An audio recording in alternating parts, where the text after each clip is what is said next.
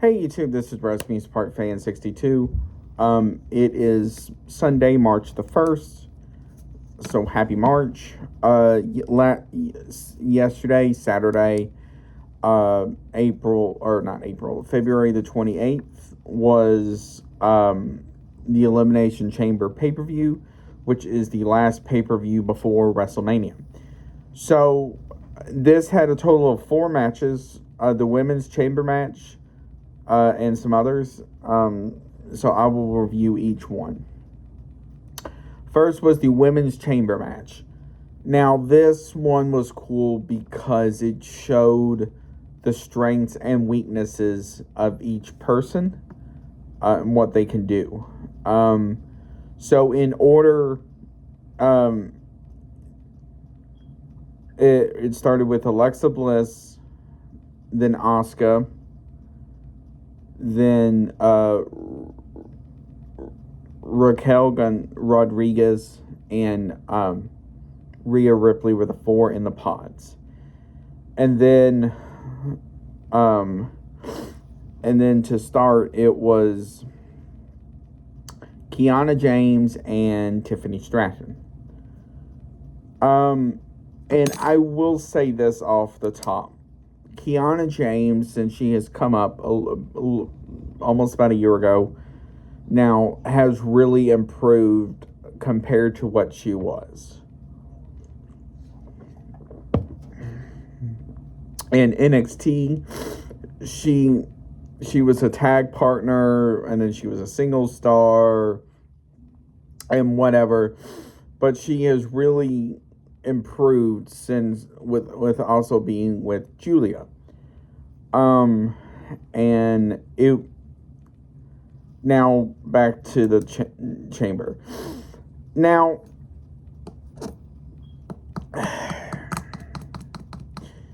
this match was good, but when you compare it to last year's chamber match, it wasn't as good. And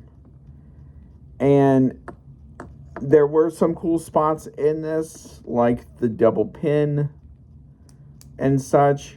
But then also the big one in this was, what is Rhea Ripley going to do due to her and Io on SmackDown lost the tag titles?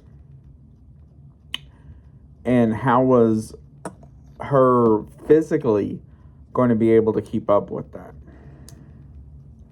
So overall, I thought the chamber match was decent for what it was. Not as good as previous years, but it still was pretty good. The next was AJ Lee versus Becky Lynch. Now, this match has basically been getting teased for months. Going back to when AJ first came back last September, going into WrestlePalooza.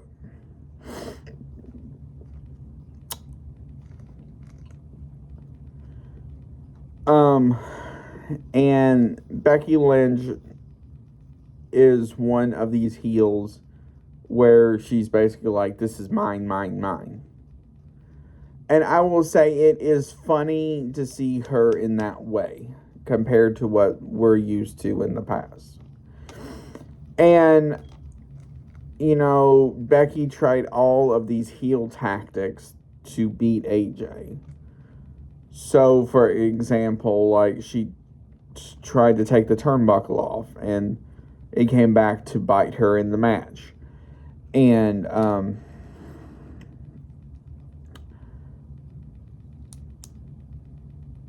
she tried to take AJ out with a chair and all this other stuff. And then Becky Lynch having beef with the referee, Jessica Carr. And it's funny where that is going to go. What, I'm not entirely sure. But now to AJ Lee. Now, you can tell with her wrestling, you know, she still has some ring rust in her. Is it a lot?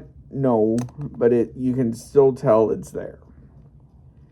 And it's one of those things where, that's one of the things she's going to have to work on, especially now that she is champion. She may have to defend her title more. So that is one thing she really needs to work on, is her ring ability. But overall, for the match, what it was great. Next is Punk versus Balor. Now, for this match, this was sort of the same as when they had this back during the European tour back in January. But it's vice versa this time. The last time it was in Balor's hometown. This time it was in Punk's hometown. Balor came out to his old entrance theme. Apparently, that it sounds like that is here to stay, which is really good. And it was one of those things where, this had a lot riding on the main event of WrestleMania. And because we are 6 weeks away from WrestleMania, and especially with that huge implication, I doubt they would want to do anything major. So it was one of those things where the match itself was pretty good. And CM Punk won. And we have to see what happens with Balor. Now, which leads me to the next segment. That mysterious crate that's been on Raw and SmackDown for the past 3 weeks.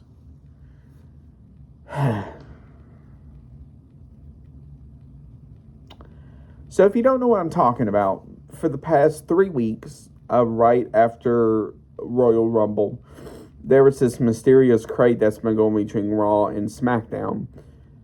And on it said, do not open until 2/28, which was the Chamber.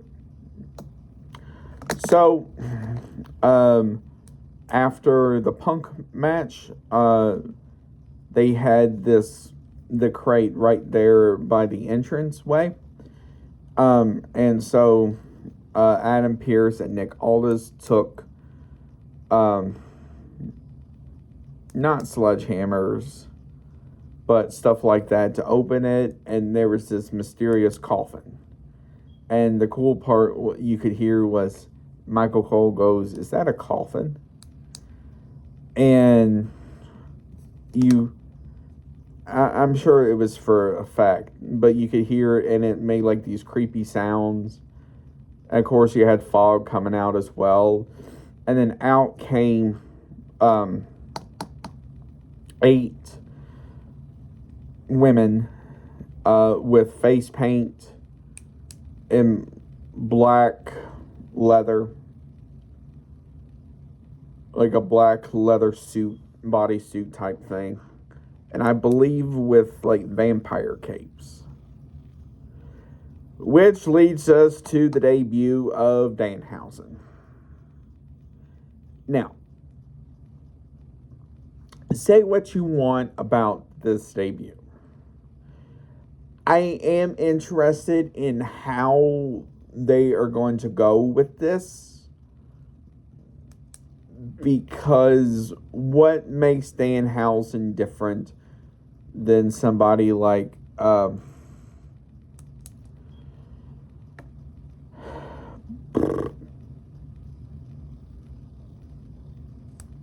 some of the other comedian-based wrestlers in the company? And I'll say this, his theme song is catchy. I'll give it that. But I just don't know what they're going to do with this. So once that was over with and we saw the debut of Danhausen, although I think they should have waited till after the men's to debut him, but that's besides the point. Next is the men's chamber match. So it first started with Trick Williams. He got on one of those like spinner things where it slowly spin him around with a spotlight on him, which that was kind of neat. And then you also saw the other men come out. So you saw Javon Evans and Randy Orton, which took forever. Logan Paul. So the first two was Cody Rhodes and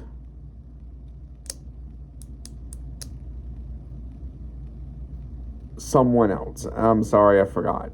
But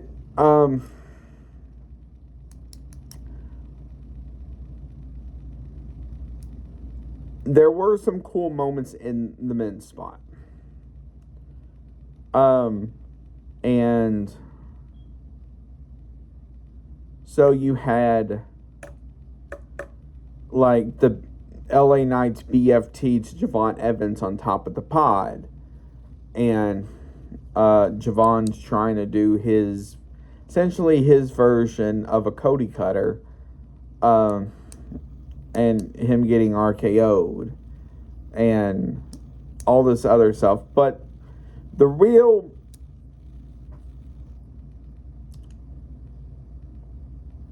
interesting part about it was the end of the match. So with this, you had Logan Paul, Cody Rhodes, and Randy Orton left. So first you saw the mysterious black figure climb up the side of the cage. Security got him down and was taking him back, and you heard Michael Cole go, "Who in the world is that?" So then another black figure first Drew McIntyre came in and essentially hit Cody Rhodes. And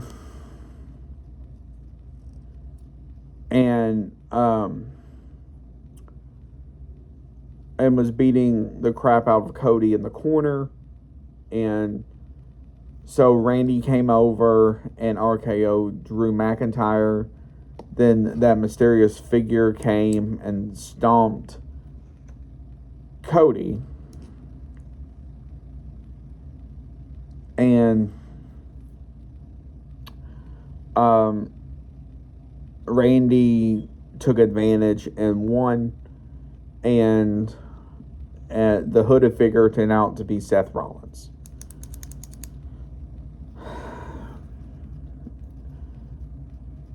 We kind of figured it was going to be Seth Rollins versus the Shield, or versus the Vision.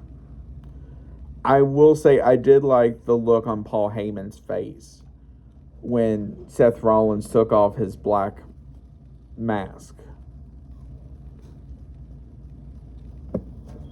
That one was a cool moment. Overall,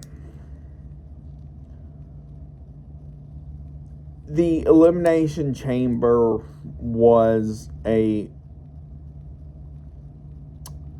okay pay-per-view.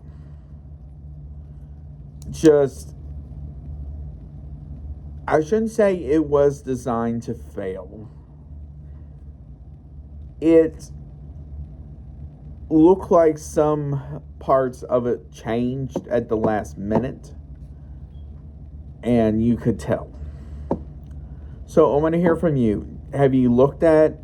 Did you watch it? Did you not watch it? Let me know.